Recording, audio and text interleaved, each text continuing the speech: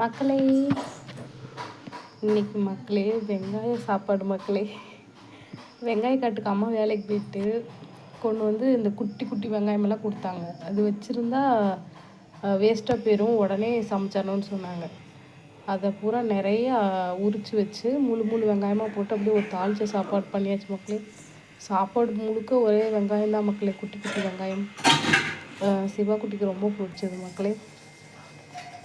அதுக்கு ஒரு எக்கு மக்களே, புரோட்டீன், தயிர் வெங்காயம்,